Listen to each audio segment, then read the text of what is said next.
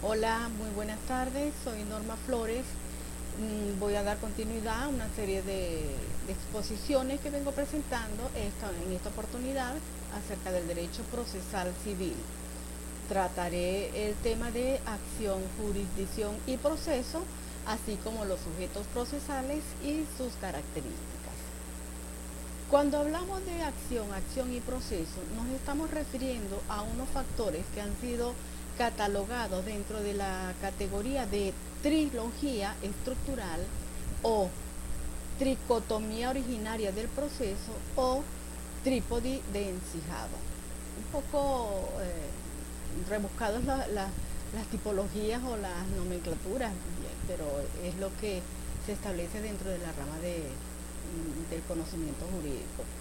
Cuando hablamos de acción, nos referimos a el poder jurídico de carácter de carácter de naturaleza pública que va encaminado a obtener un pronunciamiento por parte del Estado.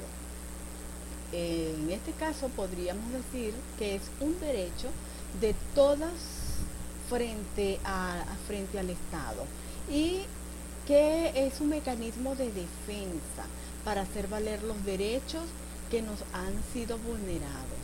Todo esto a través de un procedimiento o de un proceso jurisdiccional. También es un proceso jurídico, efectivamente, de toda persona natural o jurídica. Tiene carácter de derecho público o privado y sirve para activar el aparato jurisdiccional cuando se va a establecer un juicio o una demanda ante la vulneración de derechos. ¿Cuáles son los contenidos de la acción? Bueno, básicamente la pretensión, como ese fin, como ese objeto principal del proceso. Y el inicio es con la demanda como acto procesal inicial y como el primer paso de la cadena procedimental.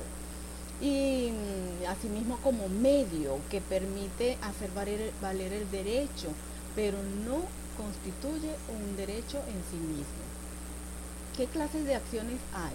Son varias, entre ellas las acciones reales, tienen que ver con los derechos de cada persona. La petitoria tiene conexión con la solicitud establecida, con la pretensión de la cosa, y la personal, relacionada con el derecho personal de cada persona, de cada parte.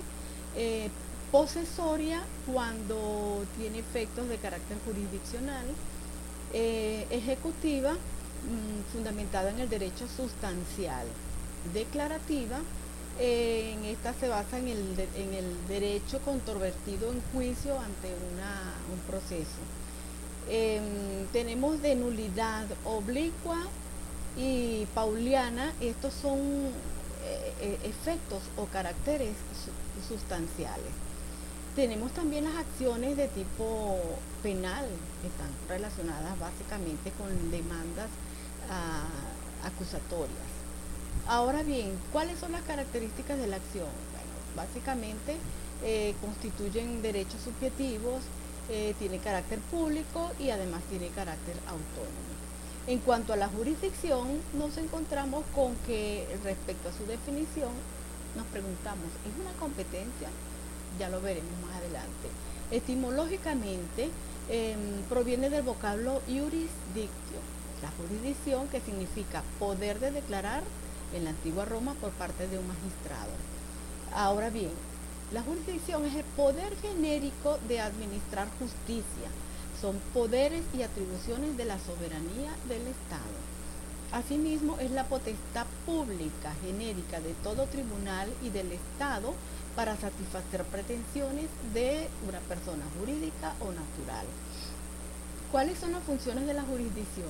Entre otras, asegurar la efectividad del derecho, dar continuidad al orden jurídico y tiene la facultad para asegurar mediante la fuerza la ejecución del fallo cuando ésta no ha sido acatada en su totalidad en función de una decisión definitivamente firme. ¿Qué jurisdicciones existen? La judicial, sí, como no, la militar también. La arbitral, no, porque no ejecutoriedad. la comunidad, las acciones de las comunidades campesinas y nativas que son no reguladas. En cuanto a los órganos jurisdiccionales, nos encontramos con los jueces de paz letrados, los jueces especializados, los vocales superiores y supremos.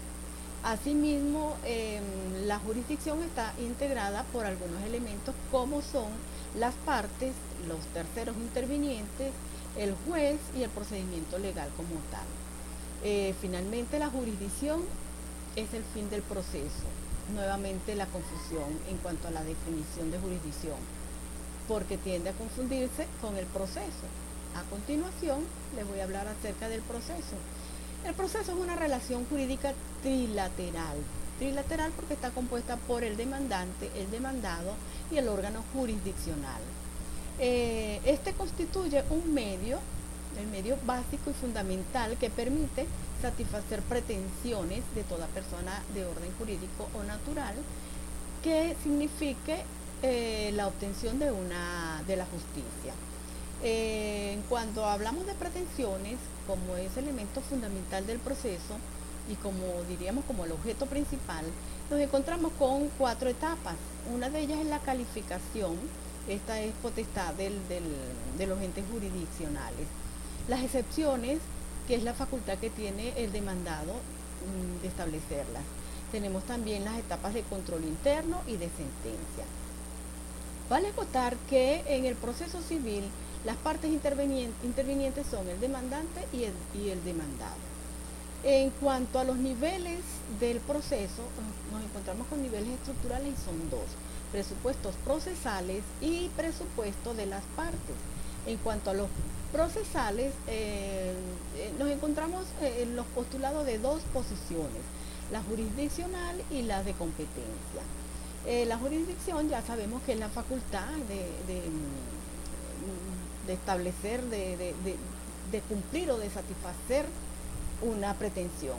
En cuanto a la competencia, se establece en 2 opciones o 2 postulados, las porciones de la jurisdicción y el conjunto de reglas de distribución de la jurisdicción.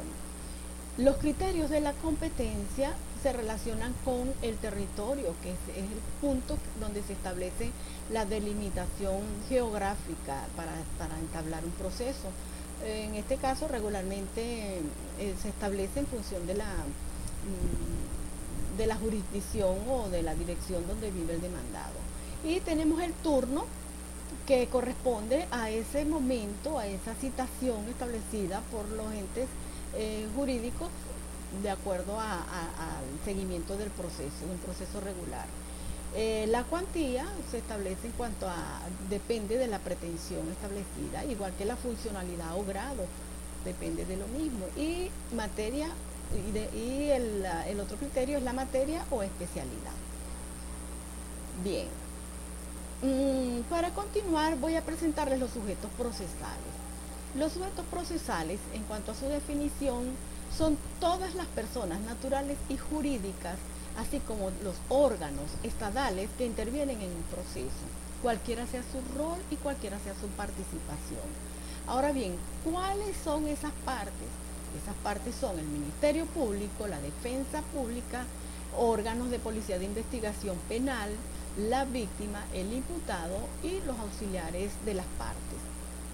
En cuanto a la clasificación de los sujetos procesales, nos encontramos con sujetos fundamentales, los cuales son los que integran la relación jurídico-procesal.